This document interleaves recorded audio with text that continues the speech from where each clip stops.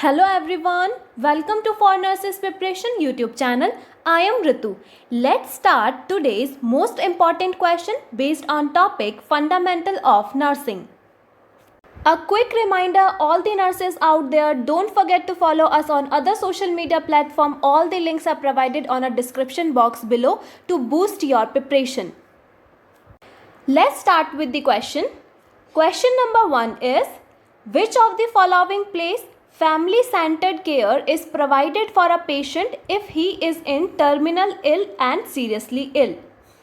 Terminally ill व seriously ill मतलब dying patient को फैमिली सेंटर्ड केयर निम्न में से किस जगह प्रदान की जाती है?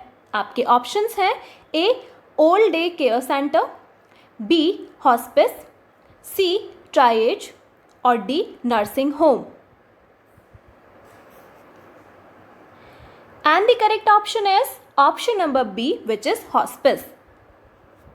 यहाँ पे अगर हम हॉस्पिस की बात करें तो जो हॉस्पिस है वो एक ऐसी जगह होती है जहाँ टर्मिनली इल व सीरियसली इल मतलब मरते हुए रोगियों यानी डाई पेशेंट को फैमिली सेंटर्ड केयर प्रदान की जाती है. हॉस्पिस में दी जाने वाली जो केयर है उसको हम हॉस्पिस केयर कहते हैं. यह केयर मुख्यतः पैलिएटिव प्रकार की होती है. Next question is, which of the following is the ideal time for a discharge planning if a nurse is doing admission assessment of a pyrexia suffering patient? एक nurse एक पायरेक्सिया से ग्रस्त मरीज का एडमिशन असेसमेंट कर रही है. निम्न में से वह आइडियल टाइम कौन सा है जिससे डिस्चार्ज प्लानिंग की शुरुआत की जाए? आपके ऑप्शंस हैं A at the time of admission, B when the discharge order is written, C. After the acute episode of fever is resolved, or D. The day before discharge.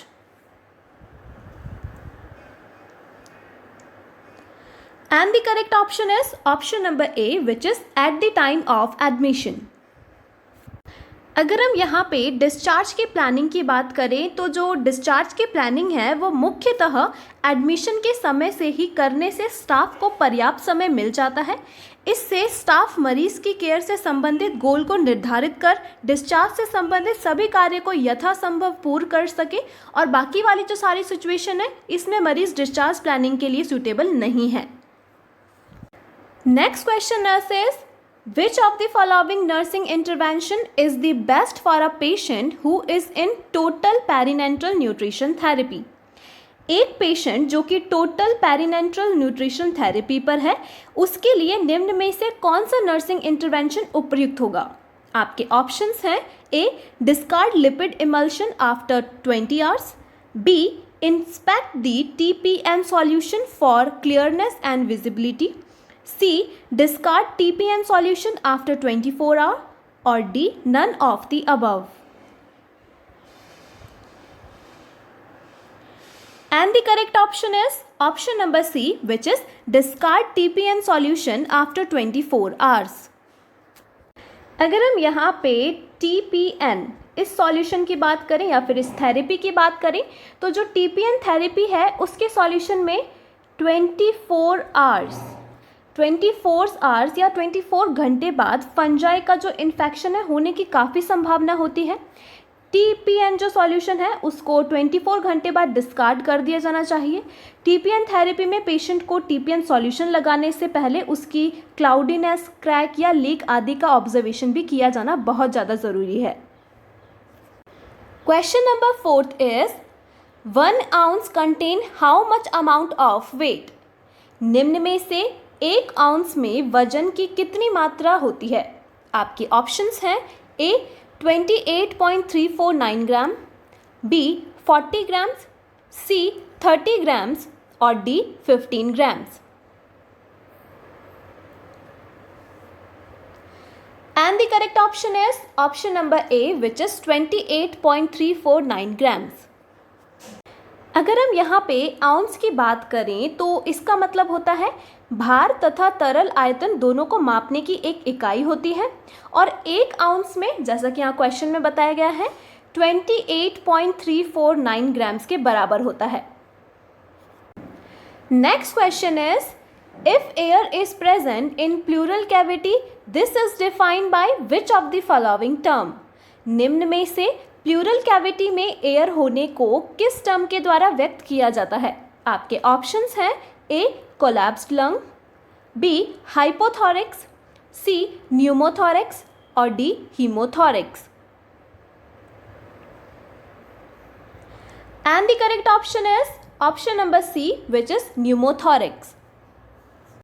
Pleural cavity में air का इकट्ठा हो जाना, इसी को हम pneumothorax कहते हैं। अगर हम यहाँ पे हीमोथोरेक्स इसकी बात करें तो इसका मतलब होता है effusion of blood into the chest. Next question is cold application for short period of time produce. Your options are A. Depression of vital sign, B. Peripheral vasodilation, C. Local anesthesia or D. All of the above. And the correct option is option number C, which is local anesthesia.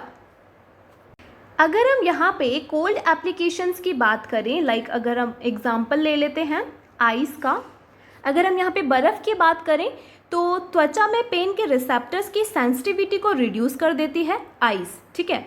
इससे कुछ समय के लिए local anaesthesia का प्रभाव उत्पन्न हो सकता है।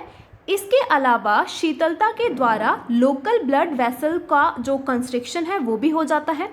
इससे ब्लीडिंग रुकती है तथा शीतलता इंटेस्टाइनल फ्लूइड की मात्रा को कंट्रोल करके स्वेलिंग व एडिमा में भी फायदेमंद होता है।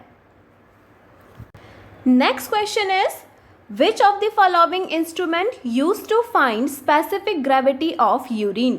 निम्न में से यूरिन की स्पेसिफिक ग्रेविटी को ज्ञात करने के लिए जो इंस्ट्रूमेंट यूज में लिया जाता है उसको क्या कहते हैं? आपके ऑप्शंस हैं ए बैरोमीटर, बी यूरेनोमीटर, सी ऑडियोमीटर और डी लैक्टोमीटर।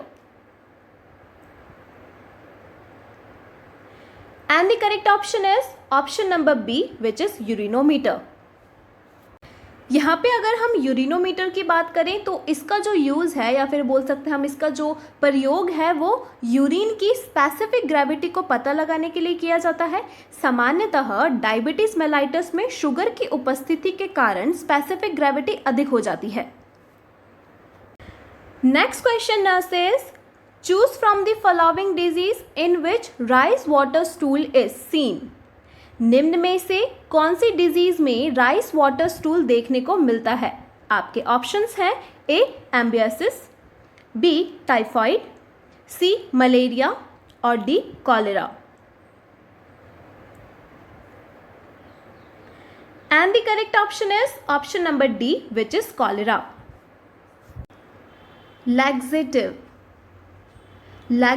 ड्रग लेने के बाद या फिर इंडाइजेशन या फिर बैक्टीरियल अटैक के बाद डायरिया के रूप में पानी जैसे दस्त होते हैं।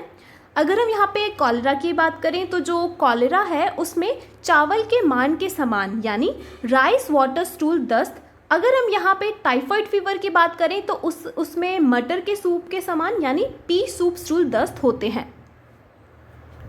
Next question is Difficulty in swallowing of food is known by which of the following term?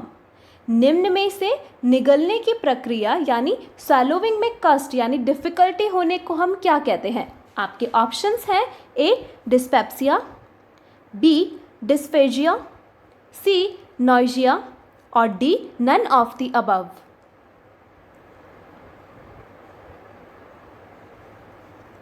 And the correct option is option number B, which is dysphagia.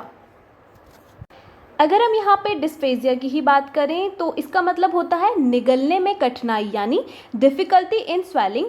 अगर हम बात करें कि डिस्पेप्सिया, इसका मतलब होता है difficulty in digestion.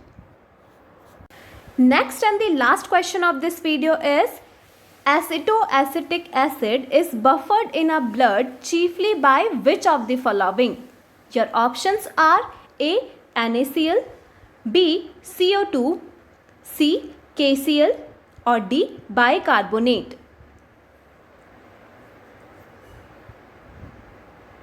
And the correct option is option number D, which is bicarbonate.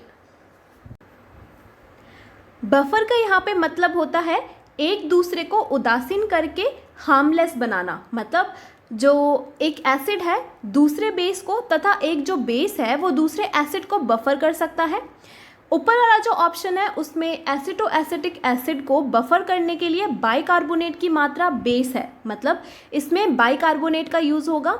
यह हमारे शरीर में पाए जाने वाला मेजर बेस होता है। Okay, my future nurses, that is all for today's video. Hope you all like it. If you like it, hit the like button, share and subscribe to our YouTube channel for nurses preparation. Thanks for watching. I'll see you tomorrow.